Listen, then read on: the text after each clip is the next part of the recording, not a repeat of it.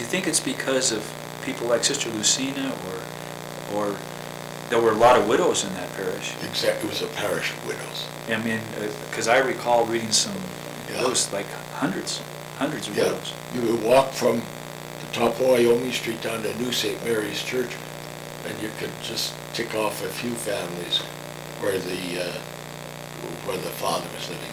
The four in my class that went to the seminary, Emmett Lowney, Jimmy Barry, Joey O'Donnell, myself, I'm the only one who's had a living father. Was your dad a minor? No, it was his first year when he came out. But then he used to spend his evenings at the public library before he married. And he became a hoisting engineer. And that was very good for him. What years was he working as a hoisting engineer? That would be from about 1907, I would say, until he was blackballed by the company. And Chauncey Berrien was the man. My father didn't want anything like that to embitter us, so I never knew that until after I was ordained. When did he get blackballed? What year? The exact year now I couldn't be sure, but I think it would be around 1920 or so. I know he was still working as a hoisting engineer when he won that gold medal. So in 1920 he was still work as a hoisting engineer. The odd things, the way lives of people intersect and cross at this point and that point. The man who could have saved my father's job.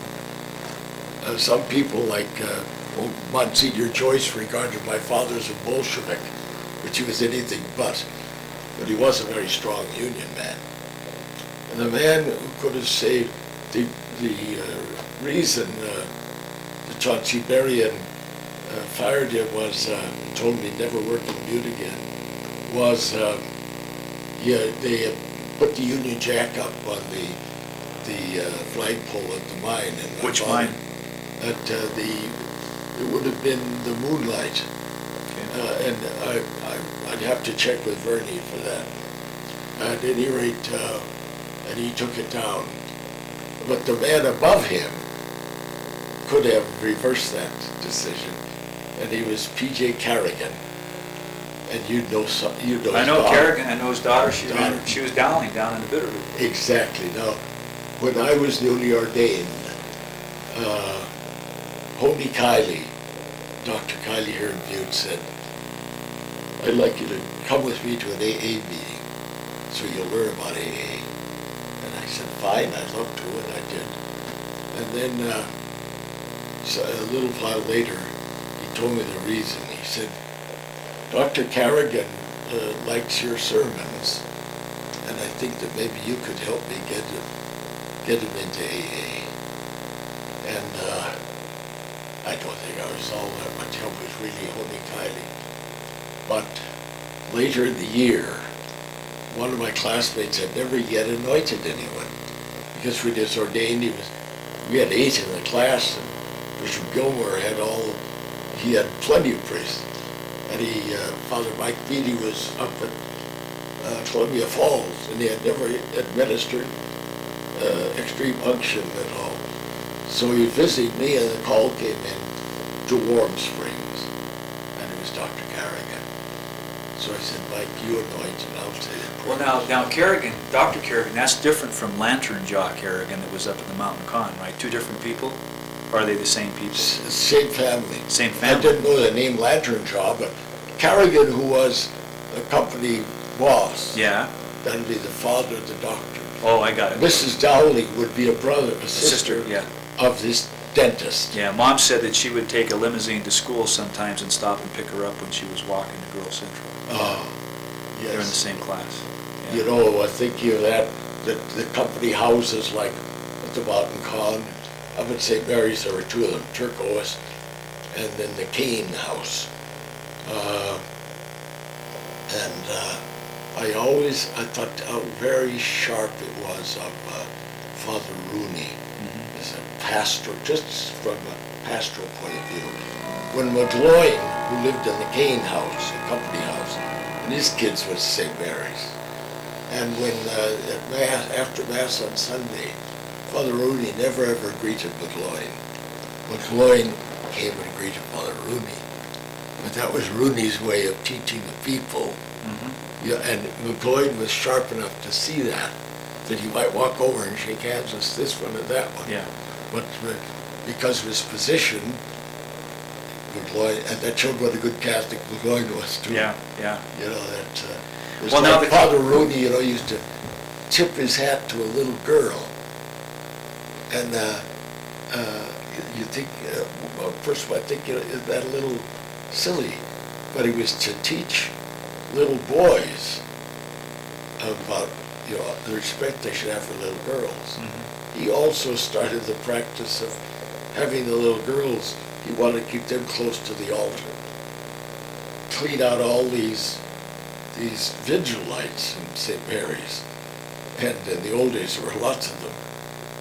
And the breakage would make it worthwhile, you know, better to have an adult. But there's great wisdom in some of the older priests like that. And Rooney was very remarkable that way. Well, you know, your dad, when he was blackballed in 1920, and in the teens, between 1907 and 1920, did he have Connolly and Pearse here? Were they here in town? And James Larkin and those guys? Larkin came to Butte, but of course Pearse didn't. And Pearse was not here, huh? No, or Connolly. They had the Pearse Connolly Association, and Father Hannan belonged to it. And you probably know the story that Omar Bradley forbade the Pearse Connolly, he thought them subversive. I didn't know that. But he forbade them to march in a parade. And the Pearse Connolly Association, it's an odd thing. When they were about to be executed in 1916, Pearse's great worry was that Connolly received the last sacraments because of the tension between those who were socialists and the church. Yeah. And as in many, many cases, there were some occasions who were affected here in Butte. Frank Burns had great stories, Father Frank, from his dad. And one that I never heard from anybody else was on elaborating on Father Dole's, the first pastor of St. Patrick's. And they had in Ireland a plan of campaign. It was a plan to try to buy the land from the landlords. And the British ambassador in Rome was able to convince Leo XIII that it was a plan to shoot landlords. Well, they did a few, you know, but not to plan a campaign. It wasn't their purpose. It wasn't assassination. You've probably heard that old story about the priest ranting at the people. He said, it's because of the drink that you're not improving your houses, and because of the drink you're not improving your land, because of the drink you're shooting at the landlords, it's because of the drink you're missing them.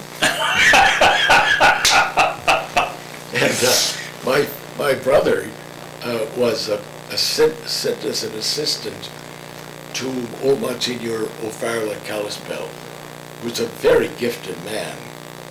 And Bishop Gilmer was so fatherly, he would not force him to retire.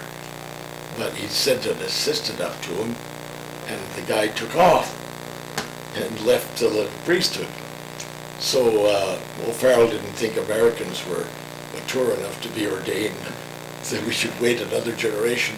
So there was a priest gathering, and Father Hannan was singing an Irish song, and the bishop usually got Hannan started.